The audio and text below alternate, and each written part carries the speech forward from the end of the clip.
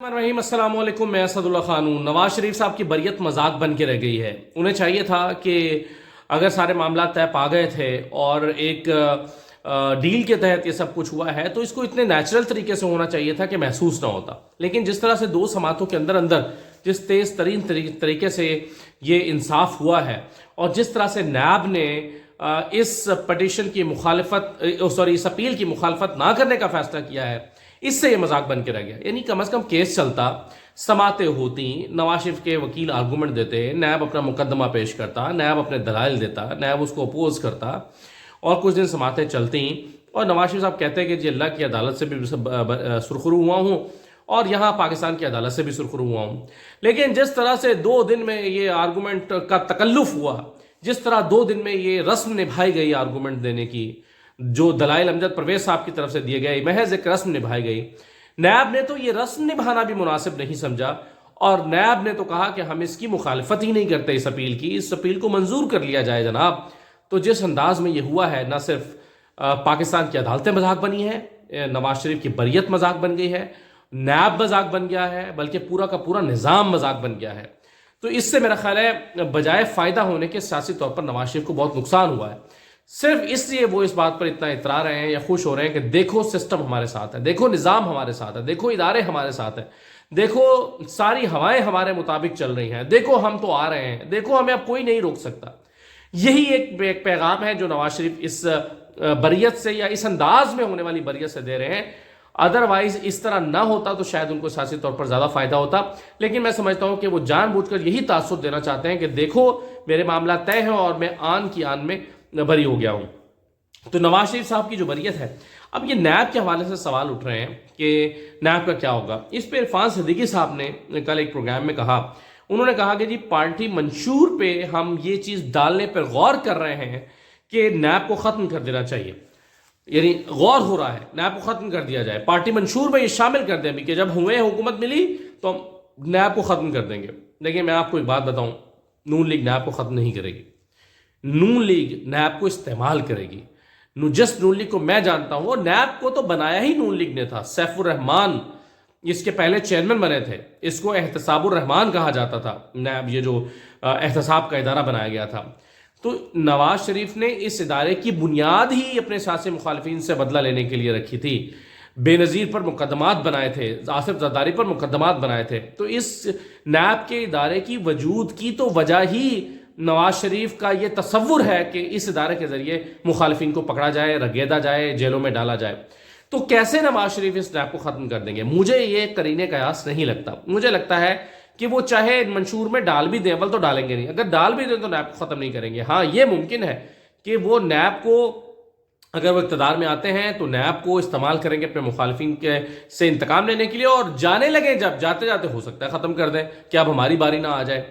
तो नैब का फौरी खात्मा मुझे तो दिखाई नहीं देता। मुझे लगता है कि नैब अभी इस्तेमाल होगा। नवाज शरीफ अगर हुकूमत में आते हैं तो अपने सियासी मुखालिफिन के लिए नैब को पूरी तरह से इस्तेमाल करेंगे, और फिर जब हम उनसे पूछेंगे कि नैब के थ्रू क्या कर रहे हैं तो कहेंगे देखें हमारे साथ भी तो ये हुआ था। ये दलील होगी उनकी, ये आर्गूमेंट होगा उनका।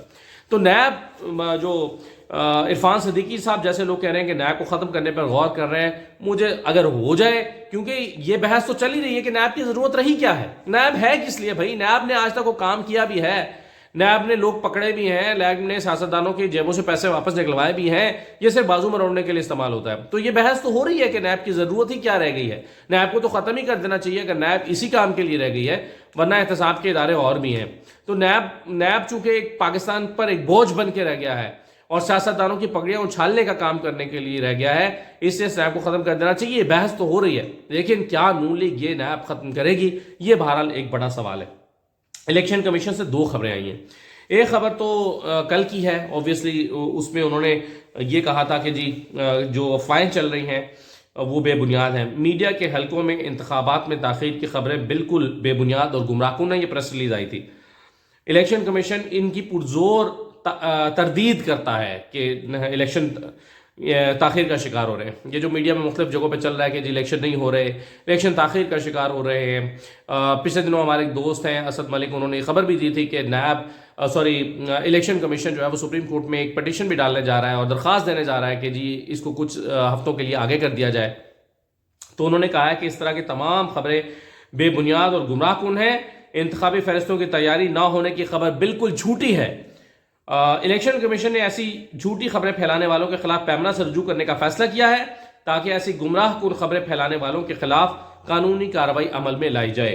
اس سلسلے میں الیکشن کمیشن نے مختلف چینلز پر چلنے والی خبروں کے ٹرانسکرپٹ اور ریکارڈنگ منگوا لی ہے تاکہ الیکشن کمیشن پیمرا کے پاس جائے اور کہے یہ دیکھیں ٹی وی پر غلط خبریں چلی ہیں، جھوٹی اور من گھڑت خبریں چلی ہیں، پروپیگنڈا کیا جا رہا ہے الیکشن میں تاخیر کا. ایسی کوئی بات نہیں ہے. اللہ کرے کہ یہ درست ہو اور صحیح ہو اور الیکشن وقت پر ہو جائیں. لیکن دوسری چیز جو اس میں ہمارے سامنے آئی ہے اسی الیکشن کے حوالے سے وہ یہ ہے کہ نون لیگ کے ایک وفد نے ملاقات کی ہے الیکشن کمیشن سے، اور نون لیگ کے وفد نے الیکشن کمیشن سے ملاقات کر کے کہا ہے کہ سندھ میں لیول پلینگ فیلڈ نہیں مل رہی، سندھ میں لیول پلینگ فیلڈ دی جائے. واہ سبحان اللہ. یعنی نون لیگ کو پنجاب میں کوئی شکایت نہیں ہے جہاں پر لیول پلینگ فیلڈ ہے، وہاں پر جلسے نہیں ہو پا رہے. وہاں پر صورتحال یہ ہے کہ تحریک انصاف ورکرز کنونشن کرنا چاہتی ہے تو پولیس دھاوا بول دیتی ہے. خیبر پختونخوا میں بھی یہی حال ہے. خیبر پختونخوا میں بھی بڑی مشکل سے جلسے ہوئے، جو ورکرز کنونشن ہوئے لوگوں کو روکا گیا، راستے روکے گئے، پھر بھی لوگ وہاں پر پہنچے. پنجاب میں تو بالکل نہیں ہو پا رہے. یہاں پر نون لیگ کو لیول پلینگ فیلڈ نظر نہیں آ رہی جو ان کے حق میں ساری پھر رہی ہے. پیپلز پارٹی کو شکایت ہے کہ پنجاب میں لیول پلینگ فیلڈ نہیں مل رہی، لیکن نون لیگ الیکشن کمیشن کا لاڈلا ہوتے ہوئے اس نے جا کر الیکشن کمیشن سے رجوع کیا ہے اور کہا ہے کہ جناب سندھ میں ہمیں لیول پلینگ فیلڈ نہیں مل رہی، ہمیں لیول پلینگ فیلڈ دیں. کیا ہی اچھا ہوتا کہ اصولوں کی سیاست کرتے ہوئے نون لیگ تمام سیاسی جماعتوں کے لیے لیول پلینگ فیلڈ مانگتی اور کہتی کہ مجموعی طور پر الیکشن کا ماحول الیکشن کی طرح ہونا چاہیے، مجموعی طور پر یہ ایک لیول پلینگ فیلڈ ہونی چاہیے. تحریک انصاف کے لیے بھی ہونی چاہیے، پیپلز پارٹی کے لیے بھی ہونی چاہیے، نون لیگ کے لیے بھی ہونی چاہیے، اے این پی کے لیے بھی ہونی چاہیے، اس تمام سیاسی جماعتوں کے لیے ہونی چاہیے. یہ کہنا کہ جی ہمیں سندھ میں لیول پلینگ فیلڈ دے دیں باقی جائے بھاڑ میں، یہ کوئی طریقہ نہیں ہے اور یہ کوئی اصولوں کی سیاست نہیں ہے. نون لیگ سے خیر توقع بھی کیا کی جا سکتی ہے، لیکن کم از کم آپ منافقت کو تو چھوڑیں. کچھ عرصے کے لیے الیکشن میں جانا ہے تو آپ سندھ میں لیول پلینگ فیلڈ مانگ رہے ہیں اور باقی سیاسی جماعتیں باقی صوبوں میں مانگ رہی ہیں، اس کی نون لیگ کوئی بات نہیں کرتی. تو یہ بڑا ایک عجیب و غریب سا رویہ جو ہے وہ نون لیگ کا ہمارے سامنے آ رہا ہے. دیکھیں نا، پشاور ہائی کورٹ میں ایک درخواست پی ٹی آئی نے دائر کی ہوئی ہے. پشاور ہائی کورٹ میں انہوں نے جا کر کہا ہوا ہے کہ ہم ورکرز کنونشن کرنا چاہتے ہیں، ہمیں اجازت نہیں ملتی، ہمیں جلسہ کرنا چاہتے ہیں، ہمیں جلسے کی اجازت نہیں ملتی. اس کی کل ہیئرنگ بھی تھی اور اس پہ جو ہے وہ پشاور ہائی کورٹ کے ایک بینچ نے، 2 رکنی بینچ ہے یہ، اس نے ریمارکس دیے ہیں. اس نے کہا کہ پی ٹی اے والے جلسہ کریں تو دفعہ 144 لگ جاتی ہے، ایسے ماحول میں الیکشن کیسے ہو سکتے ہیں؟ یہ سوال اٹھایا ہے جج صاحب نے، جسٹس اعجاز انور صاحب ہیں. انہوں نے کہا ہے کہ پی ٹی اے والے اگر جلسہ کریں یا جلسے کی اجازت مانگیں تو دفعہ 144 لگا دیتے ہیں. اس ماحول میں یا ایسے ماحول میں الیکشن کیسے ہوں گے؟ یہ سوال انہوں نے کیا ہے. اور جسٹس اعجاز انور صاحب نے کہا ہے کہ ایسا لگتا ہے نگران حکومت اور الیکشن کمیشن اپنی ذمہ داری پوری نہیں کر رہے. یہ پہلے بھی انہوں نے پچھلی ہیئرنگ میں بھی ایسے ریمارکس دیے تھے اور کہا تھا کہ الیکشن کمیشن کے حکام پیش ہوں، اور کہا تھا کہ اس طرح ایسے کیسے چلے گا، الیکشن کیسے ہوں گے. اور پھر یہ بھی کہا تھا کہ اگر آپ الیکشن نہیں کرا سکتے ایسے تو پھر آپ الیکشن کو ڈیلے کرا دیں. الیکشن کر ہی کیوں رہے ہیں؟ الیکشن بھی کر رہے ہیں اور ایک سیاسی جماعت کو لیول پلینگ فیلڈ بھی نہیں مل رہی. تو جسٹس اعجاز انور نے یہ مارکس دیے ہیں کہ ایسا لگتا ہے کہ نگران حکومت اور الیکشن کمیشن اپنی ذمہ داری پوری نہیں کر رہے. پھر انہوں نے الیکشن کمیشن حکام کو اگلی ہیئرنگ پہ طلب بھی کر لیا ہے، اور جو درخواست گزار ہے پی ٹی اے کے رہنما، انہوں نے کہا ہے کہ 10 دسمبر کو ہم جلسہ کرنا چاہتے ہیں لیکن ابھی تک ہمیں اجازت ہی نہیں مل رہی. باقی تمام سیاسی جماعتوں کو اجازت مل رہی ہے، تمام سیاسی جماعتیں جلسہ کر رہی ہیں لیکن پی ٹی اے جلسہ نہیں کر رہی. یہ پشاور ہائی کورٹ جو ہے اس میں یہ سماعت کے دوران ریمارکس آئے ہیں. دوسری طرف لوگ اپنی سیاسی مہم چلا بھی رہے ہیں. حنیف عباسی صاحب مثلا انہوں نے ایک جگہ پر کارنر میٹنگ کرتے ہوئے یا ایک گیدرنگ سے خطاب کرتے ہوئے کہا ہے، جوش جذبات میں آ کے انہوں نے مناظرے کا چیلنج دے دیا ہے شیخ رشید کو، اور کہا ہے کہ بھاٹی یہ جو آپ کا پیر بدھائی ہے یہاں آ جائیں، یہ راجہ بازار آ جائیں، کسی جگہ آ جائیں، کوئی پنڈی کا کوئی اپنی مرضی کا چوک آپ چن لیں اور آ کے میرے ساتھ مناظرہ کر لیں اور دیکھتے ہیں کہ آپ نے یا آپ کی جماعت نے زیادہ خدمت کی عوام کی یا میری جماعت نے کی ہے. ادھر شیخ رشید کہہ رہے ہیں کہ بھائی جاؤ عوام میں ذرا ووٹ مانگنے کے لیے تمہیں پتہ چلے کہ کیا بھاؤ بکتی ہے. تو حنیف عباسی نے شیخ رشید کو مجھے مناظرے کا چیلنج دیا ہے. میرے خیال میں شیخ رشید کو یہ چیلنج فوراً قبول کر لینا چاہیے. ہاں پتہ چلے کون کتنے پانی میں ہے. شیخ رشید اگر کم پانی میں ہے، کمزور ہے، تو ان کا پتہ چل جائے. حنیف عباسی صاحب جو ہیں وہ اگر زیادہ بہتر پوزیشن میں ہے تو ان کا پتہ چل جائے. تو یہ مناظرہ تو ہو جانا چاہیے. اب پوری دنیا میں ہوتے ہیں مناظرے، ڈیبیٹ ہوتی ہے، تو یہاں پر بھی ہو جائے تو کیا حرج ہے؟ حنیف عباسی نے چیلنج کیا ہے، یہ چیلنج شیخ رشید کو ایکسیپٹ کر لینا چاہیے، اور واقعی ہمیں کسی جگہ پر یہ مناظرہ ٹی وی پر کر لیں، چلیں پبلک میں عوام میں نہیں کرنا چاہتے تو پتہ چلے کس کے پاس زیادہ آرگومنٹ ہے اور کیا. لیکن اس سے بھی زیادہ امپورٹنٹ بات یہ ہے کہ دونوں جائیں عوام کے پاس ووٹ مانگنے کے لیے. الیکشن ہوں گے، ابھی زیادہ فاصلے پر نہیں رہے، الیکشن کمیشن کے مطابق تو 8 فروری کو الیکشن ہو رہے ہیں اور ہم اس پہ یقین رکھتے ہیں. تو اگر 8 فروری کو الیکشن ہو رہے ہیں تو اس میں جائیں ذرا دونوں ووٹ مانگنے کے لیے، تو پتہ چل جائے گا کہ کون کس کو ووٹ کرنا چاہتے ہیں اور کس سے لوگ ناراض ہیں. اچھا جناب، ایک خبر کل مختلف میڈیا پر چلتی رہی ہے، مختلف ویب سائٹس نے بھی چھاپی، ہم پہ بھی میں دیکھ رہا تھا، آج بھی اخبارات میں یہ خبر چھپی ہے. مثلا ایکسپریس میں خالد محمود صاحب کی یہ خبر ہے اور اس کے الفاظ وہی ہیں جو کل ہم نے ویب سائٹس پہ دیکھے تھے. بھارت آرمی چیف سید عاصم منیر کی کارکردگی سے حواس باختہ، یہ ہیڈ لائن ہے. بھارت آرمی چیف سید عاصم منیر کی کارکردگی سے حواس باختہ، پاکستان میں عرب امارات کی سرمایہ کاری سے بھارت میں شدید بے چینی کی لہر دوڑ گئی ہے.